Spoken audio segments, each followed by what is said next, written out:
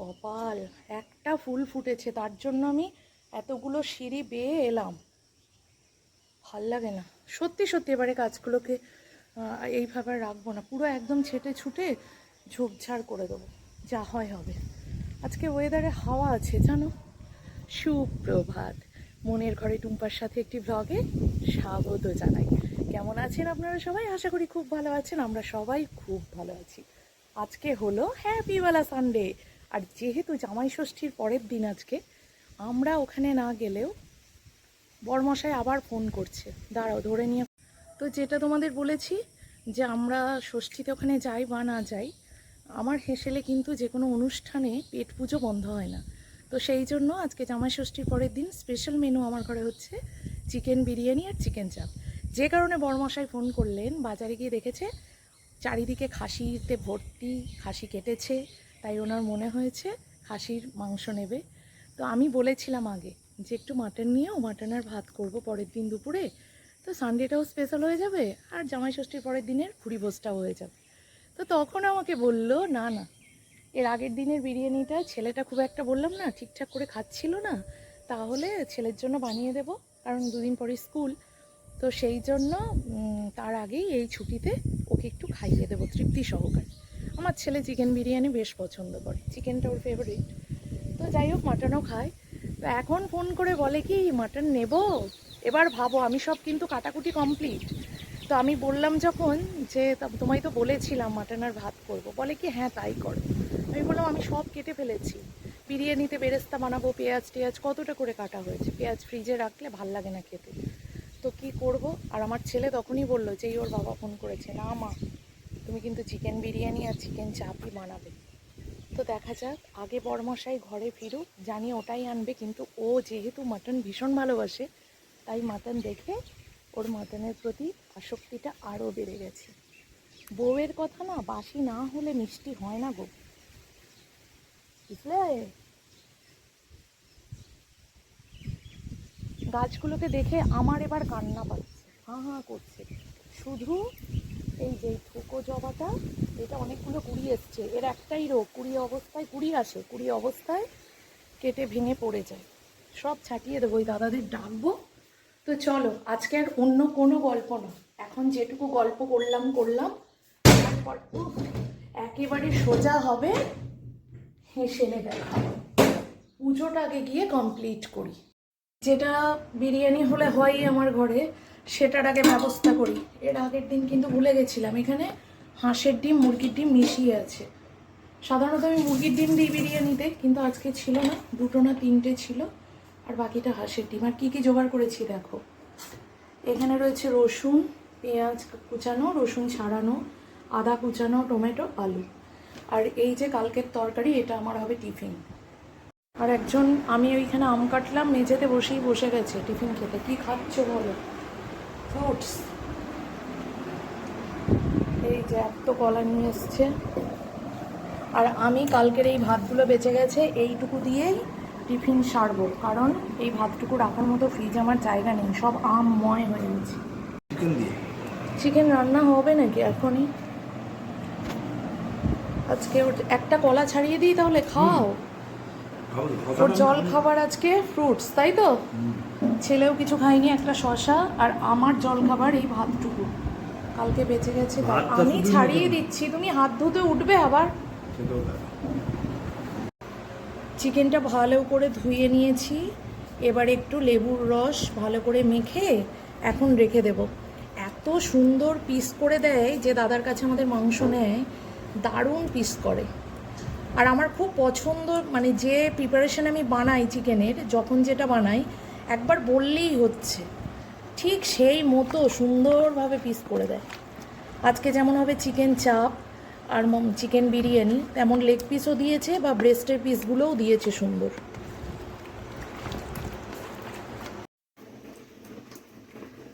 তো বিরিয়ানির হাঁড়ি বসিয়ে দিয়েছি, যেটাতে বানাবো আজকে। একটু দেখি যেরকম ভাবছি বানাতে পারি কিনা। তার আগে যেটা ইম্পর্টেন্ট, সাদা তেলটা আমায় ঢেলে নিতে হলো।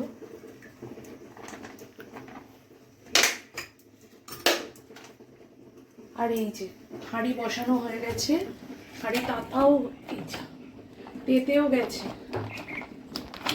এবারে দিয়ে দেবো অনেকটা পরিমাণে সাদা তেল, আগে বানিয়ে নেবো বেরেস্তা।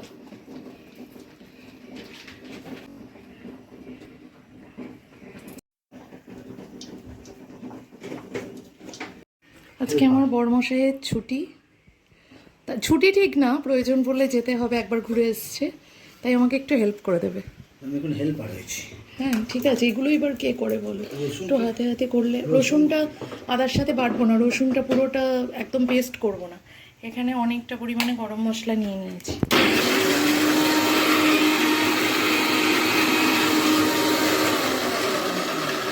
আর একটু ঘোরাতে হবে। এখানে আদা আর কাঁচা লঙ্কা দিয়ে দিলাম, এটা পেস্ট হবে। এতে দেওয়া ছিল প্রথমে কাজু, চারমগজ, পোস্ত, একদম শুকনো ডাস্ট করে নিয়ে তার মধ্যে কয়েক কোয়া রসুন আর কাঁচা লঙ্কা দিলাম, কারণ আদা বাটাটা আমার আলাদা হয়ে গেছে। বেরেস্তাটা রেডি।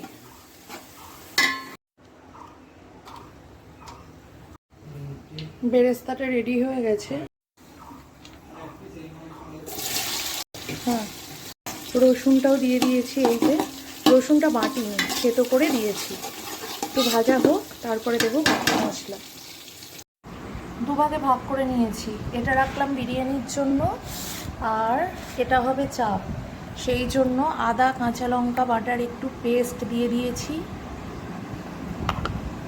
আর ওই পেস্টটা দেখাও। আর এটার মধ্যে রয়েছে, দাও দিতে থাকো, এটার মধ্যে রয়েছে বললাম কাজু, চারমগজ, পোস্ত আর রসুন, কাঁচা লঙ্কা আর অল্প একটু পেঁয়াজ। পেঁয়াজটা ভাজা হয়ে গেছে, আদা আর কাঁচা লঙ্কার পেস্টটা দিয়ে দিলাম। এর মধ্যে আমি ধনে গুঁড়ো, জিরে গুঁড়ো, লঙ্কার গুঁড়ো, হলুদ গুঁড়ো, পরিমাণ মতো নুন আর চিনি দিয়ে দিলাম। আর দিয়ে দেবো একটু কাজুর পেস্ট। এটা একটু ভালো করে কষাবো, যেহেতু কাজু দেওয়া আছে একটু ভালো করে নাড়তে লাগবে, নাহলে কিন্তু তলায় আটকে যাওয়ার ভয়। এটা একটু কষানো। তো চিকেন চাপ বানাবো বলে যতটুকু মশলা নিয়েছি দেখিয়েছি তোমাদের, সেইটুকুর পরে নিয়ে নিয়েছিলাম অল্প একটু কেওড়া জল, অল্প একটু গোলাপ জল, অল্প পরিমাণ মতো চিনি, লাল লঙ্কার গুঁড়ো যেটা আমরা রেগুলার ইউজ করি, তার সাথে আমি আবার মিশিয়েছিলাম কাশ্মীরি রেড চিলি পাউডার, তার সাথে একটু মিশিয়ে নিলাম গরম মশলা গুঁড়ো, আর দিয়ে দিলাম একটু জায়ফল গুঁড়ো। খুব অল্প দিতে হবে, কারণ জায়ফলের স্মেলটা অনেক সময় নাকে বেশি লাগে। তার মধ্যে দিয়ে দিলাম একটু সাদা তেল, পরিমাণ মতো লবণ দিয়ে দিয়েছি। তো এবারে সবটুকু দিয়ে ভালো করে মেখে নেব। খুব ভালো করে, যত ভালো করে মশলাটা মাখানো হবে ততই চাপটা টেস্টি হবে।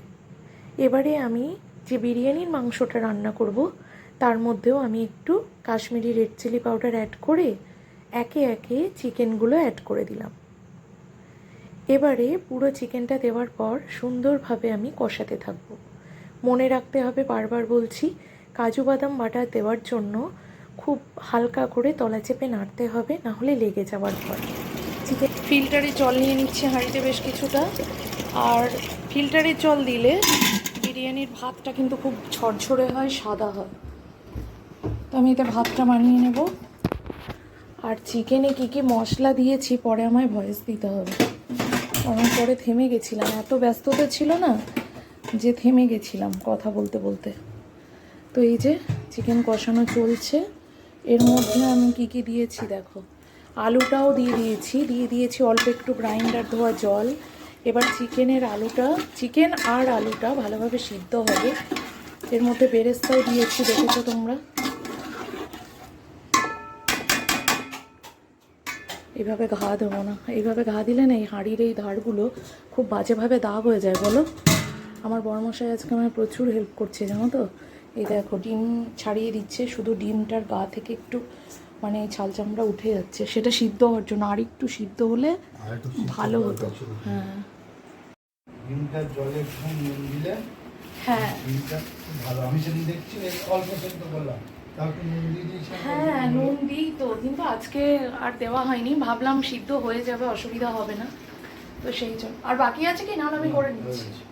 তুমি চলে যাবে, এবার আমি বাইরে সব নামিয়ে দিয়েছি। এই গা থেকে একটুখানি কি করবে আর, থাক। রান্নার মধ্যে এগুলো একটা বিশেষ অঙ্গ, এগুলো বাসন পড়তে শুরু করেছে, প্রচুর বাসন হয়ে যায়। তো আমি এই জলের মধ্যে মানে ভাতের জলের মধ্যে দিয়ে দিয়েছি কয়েকটা গোলমরিচ, দিয়ে দেব জিরে, আর দিয়ে দেব এই যে গোটা গরম মশলাগুলো নিয়েছিলাম, এটা সুন্দরভাবে এখন কষানো হবে, ধিমে আছে, আলু আর মাংস। আর আজকে না আমি আলাদা কড়াইয়ে চিকেন বা আলু ভাজবো না বা কিছু করবো না, একটু পরিমাণে বেশি তেল দিয়েছি ওই জন্য। আর মশলাপাতি কিন্তু অন্য দিনের তুলনায় একটু কম, কিন্তু একটু ভ্যারাইটি আছে। তো পুরো রেসিপিটা দেখলেই তোমরা বুঝতে পারবে, আর অবশ্যই এভাবে একদিন বানিয়ে খাবে। আর মনে রাখতে হবে, আবারও বলছি, কাজু যেহেতু পেস্ট দেওয়া আছে, একটু তলা চেপে নাড়তে হবে, ধিমে আছে করতে হবে, না হলে কিন্তু তলাটা লেগে যাবে আর বিচ্ছিরি একটা পোড়া স্মেল আসবে। কেমন? দিয়ে দিলাম একটু জায়ফল গ্রেট করে, গোটা দিলে হতো কিন্তু গোটা আমি দিলাম না। এইভাবে দিলে কি হয়, পুরোটা মেল্ট হয়ে যায় একটা চালের সাথে, ফ্লেভারটা ভালো লাগে, তবে পরিমাণে খুব কম লাগে জায়ফল। আমি চিকেনটার মধ্যেও একটু দিয়ে দিয়েছি। এবারে চিকেনের মধ্যে আমি অল্প একটু গোলাপ জল, কেওড়া জল অ্যাড করব, আর অ্যাড করব বিরিয়ানি মশলা। এটার সাথে কুকড হতে থাকবে, আর একটু সময় লাগবে, আলুটা এখনও কিছুই সিদ্ধ হয়নি। একটু জল দিয়ে আমি আলুটা সিদ্ধ করবো এবার। মোটামুটি বেশ কিছুক্ষণ কষিয়েছি, আর একটু কষিয়ে তবে দেব জল। তার আগে একটু ঢেকে কষাবো।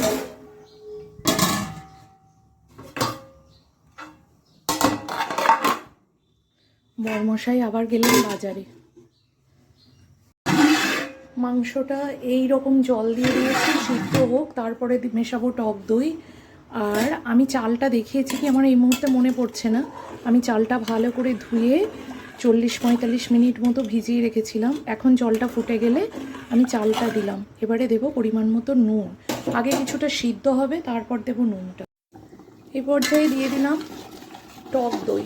টক দইটা ভালো করে মেশাতে হবে। ব্যস্ততার কারণে আমি ফেটিয়ে নিতে সময় পাইনি, তাই ডাইরেক্ট দিয়েছি। তোমাদের যাদের একটু সময় করে করতে পারবে, ঝাপসা হয়ে যাচ্ছে ভাতে, তারা অবশ্যই অল্প একটু নুন দিয়ে ভালো করে ফেটিয়ে নেবে আগে কোনো চামচের সাহায্যে। ভাতটাও ফুটছে, একটু কমিয়ে দিই গ্যাসটা। আর ততক্ষণে আমি এর মধ্যে অল্প একটু কেওড়া জল, অল্প গোলাপ জল আর কিছুটা আমুল দুধ অ্যাড করে দেবো।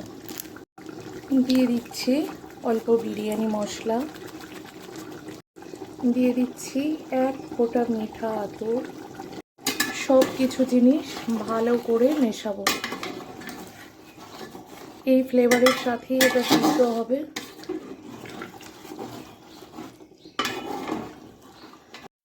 এই মতো পর্যায়ে দিয়ে দিচ্ছি লেবুর রস, ভাতটা সাদাও হবে, ঝরঝরেও হবে। এবারে আমি চিকেন চাপটা বসাবো, তার জন্য এরকম একটা ফ্রাই প্যান নিয়ে নিলাম। রান্নাঘর পুরো এলোমেলো হয়ে আছে। নিয়ে নেব বেশ খানিকটা বাটার।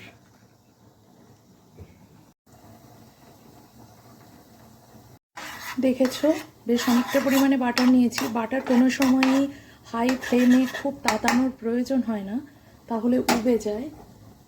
এবারে আমি এর মধ্যে দিয়ে দেব রেড চিলি, কাশ্মীরি লাল মির্চ পাউডার। এটা আমার এখন খুব কম রয়েছে, তাই আমি রেড চিলি পাউডার আর এই কাশ্মীরি রেড চিলি পাউডার আর রেগুলার রেড চিলি পাউডার একসাথে মিশিয়ে দেবো, আর নেই এটা।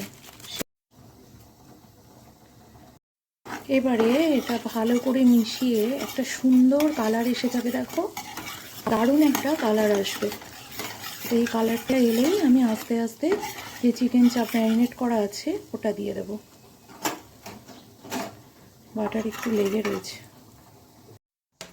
এটার মধ্যে দইটা প্রথমে মেশাতে ভুলে গেছিলাম, তাই পরে আমি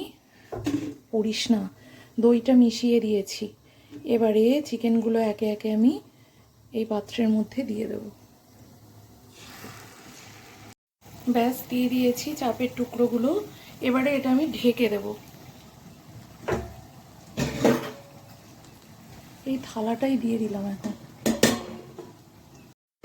মাংস আলু সিদ্ধ হয়ে গেছে, আর একটু ঝোলটা মরলে তবে আমি ভাতটা অ্যাড করে দেবো। আর আমি না ভাতের মধ্যে নুন দিতে ভুলে গেছি আজকে, তাই আমি বিরিয়ানি স্টেপ বাই স্টেপ সাজানোর মধ্যে স্টেপ বাই স্টেপ আজ সাজাবো না, যেভাবে করতে দেখবে তার মধ্যে আমি নুন দিয়ে দেবো। বারবার ধোঁয়া হয়ে আবছা হয়ে যাচ্ছে, কি দেখাবো। চিকেনের এই মতো জুসটা থাকবে, গ্রেভিটা, তার মধ্যে আমি ভাতটা অ্যাড করব। এটা কিন্তু খুব একটা ঝোল নেই, তোমাদের একটু নেড়ে দেখাই, খুব একটা ঝোল নেই। হ্যাঁ, সেই কোয়ান্টিটিতে কিন্তু ভাতটা সিদ্ধ করতে হবে। 70 বা 75% চালটা সিদ্ধ হলেই এর মধ্যে এটা ঠিক হবে। তোমাদের দেখাই ভাতটা ঠিক আমার কিন্তু খুব গরম, এই পর্যায়ে সিদ্ধ হয়েছে। এই যে এই রকম টিপলেও এই রকম থাকবে সেই মতো। এবার আমি এই গরম ভাতটাই ওই হাঁড়িতে ঢেলে অ্যাড করে দেবো। তারপর ভাতটা আমি এই মতো পর্যায়ে বিছিয়ে দিয়েছি পুরো মাংসটা কভার করে। এমনই সিচুয়েশন, ট্রাইপড রাখারও আজকে জায়গা নেই, তাই পুরো এইভাবেই দেখাতে হচ্ছে। আমি নুন দিয়ে দিয়েছি, বুঝতে পারছো, নুনটা হাতে করে নিয়ে ছিটিয়ে দিলাম। এবারে আমি ডিমটা দিয়ে দেবো, ডিমটা দিয়ে বিছিয়ে দেবো ভালো করে, এক জায়গায় হয়ে গেল। এক হাতে করে তো খুব প্রবলেম হলো। কেওড়া জল, গোলাপ জল আমি ছিটিয়ে দিয়েছি। দিয়ে দেবো বিরিয়ানি মশলাটা, খুব ভালো করে ছিটিয়ে দিতে হবে, যে দেখতে হবে যেন এক জায়গায় জমে না থাকে। চিকেনটা খেয়ে যা, তখন বলছিলাম ফোনটা একটু ধরতে, তাহলে চিকেনটা খা, তাহলে ভালো হতো আর কি। ধরবো? এখন হয়ে গেছে, এখন শেষ পর্যায়ে, এখন আর কি হবে। বেরেস্তাটা ভালো করে ছিটিয়ে দিলাম, দিয়ে দিচ্ছি মিঠা আতর। আমার ঘরে জাফরান নেই, তাই ফুড কালার দেবো না, অল্প হলুদ দিয়ে আর গোলাপ জলের সাথে আমি এটা মিক্সড করে নিচ্ছি। তোমরা প্লেন জল দিয়ে বা দুধ দিয়েও মিক্সড করতে পারো, প্রবলেম নেই।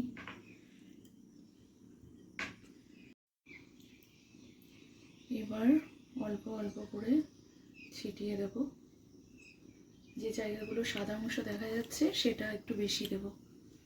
দিয়ে দেব অনেকটা পরিমাণে ঘি, কারণ এটার স্বাদটা কিন্তু মাথায় রাখতেই হবে। ভাতটা এই ফার্স্ট টাইম করলাম, চারিদিক থেকে একটা সুন্দর তেল ছাড়া ছাড়া ভাব চলে এসছে। এই যে খুব হালকা হাতে তলা চেপে একটু নেড়ে দিলেই হবে, ওটা অটোমেটিক কুকড হয়ে যাবে। আর একটু হোক, তারপর নাড়ব। এই উল্টে দেবো না, উল্টে দিই, অনেকক্ষণ হয়ে গেছে। ব্যাস,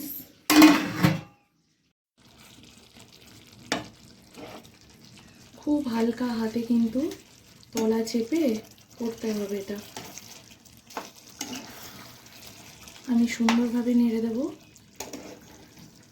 যাতে দুই পাশ সুন্দরভাবে সিদ্ধ হয়ে যায়। আর সফটনেস ব্যাপারটা তো মাথায় রাখতেই হবে। এটা আমার পিস, এটা তুমি যেটা ইচ্ছে খেতে পারো বাবা, আমি তোমার এখন থেকে বুক করে রাখো। আচ্ছা, তোমার কথা ভেবেই আমার বানানো। আর যে যেমন ফ্লেভার খাও, ঝাল মিষ্টি সেটা দিতে পারো। আমার ঘরে একটু মিষ্টি মিষ্টি ঝাল ঝাল ভালোবাসে, তাই না বাবা? সেই জন্য আমি দিয়েছি। পরে আমি কাঁচা লঙ্কা চিড়ে অ্যাড করে দেব ফ্লেভারের জন্য।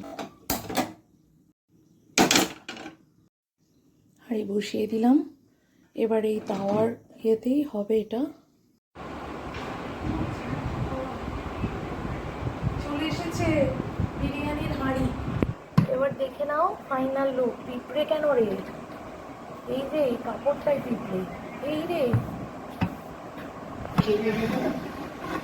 এই জিনিসটা সুবিধা হবে, অসুবিধা হতো? ধরে ছবি দিতে হবে।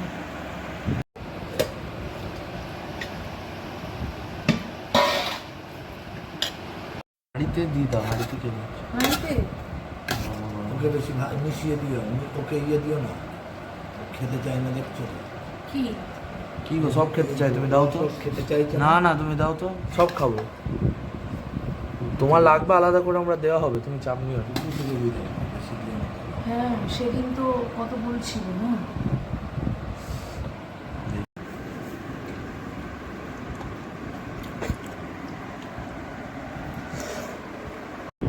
শুভ শুভ সন্ধ্যা বন্ধুরা, এখন রেডি হয়ে নিয়েছি। তো এখন বাজে ঠিক 6:30। কালকে বেরোনোর কথা ছিল, একটু ও বলেছিল কিন্তু বেরোয়নি। এই বলছি চশমাটা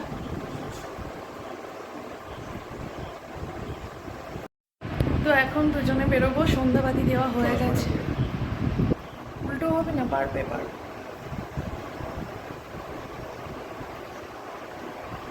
গুড ইভিনিংটা বলো প্লিজ। তো এখন বেরোবো, জানি না, কোনো কাজ নির্দিষ্ট নেই, কিন্তু রাস্তায় ওর যদি কোনো কাজ পড়ে যায় তাহলে সেই কাজটা ও মিটিয়ে নেবে।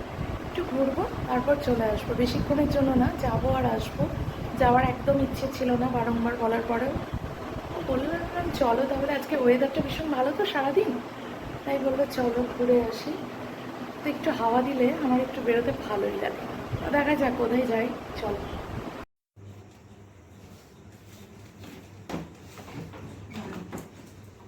বেটা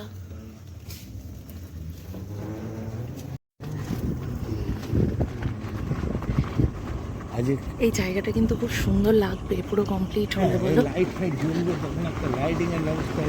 তখন মাঝে মধ্যে ইচ্ছে করলে হাঁটতে হাঁটতে ঘুরতে আসবো। সন্ধ্যা কেন, রাত হলেও প্রবলেম নেই তো। এই তো দেখো, এই যে এখানে একটা সুন্দর আশ্রম হচ্ছে, ভারত সেবাশ্রম না?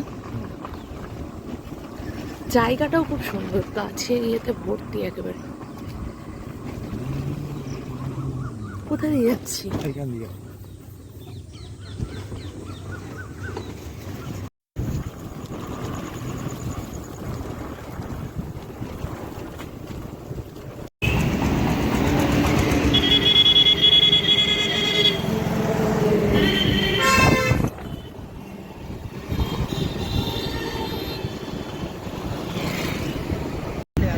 শুধু কিন্তু ঘুরছি, কোথাও দাঁড় করাই না, বলো।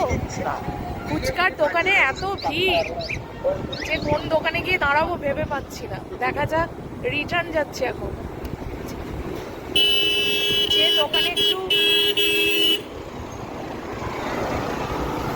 দোকানে একটু ভিড় কম থাকবে সেই দোকানে ফুচকা খেয়ে বাড়ি ফিরবো, এই আশা নিয়ে বেরিয়েছি। তাই তো? কি ব্যাপার? ব্যাস, বৃষ্টি শুরু। হালকা হালকা ফলে। এ বাবা, ভিজে যাবো তো, কোথাও একটা দাঁড়াও। দাঁড়াবো তো, দেখছি জায়গা থেকে দাঁড়াতে হবে। তো আজে বাজে করে দাঁড়িয়ে গেলে হবে না, ওইদিকে চলে যাবো? না না, সোজা যেখানে যাচ্ছি কোথাও একটা দাঁড়িয়ে যাবো। এখানটা দাঁড়াবে, এখানটায়। হ্যাঁ, ভিজে গেলাম। চশমাটা একটু মুছতে হবে মনে হয়।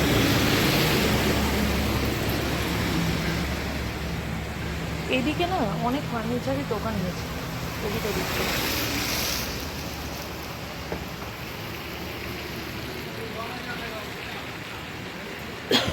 চুলটা গুটাই। বৃষ্টি বাড়বে না তো? কি গো, বাড়ি ফিরতে পারবো তো?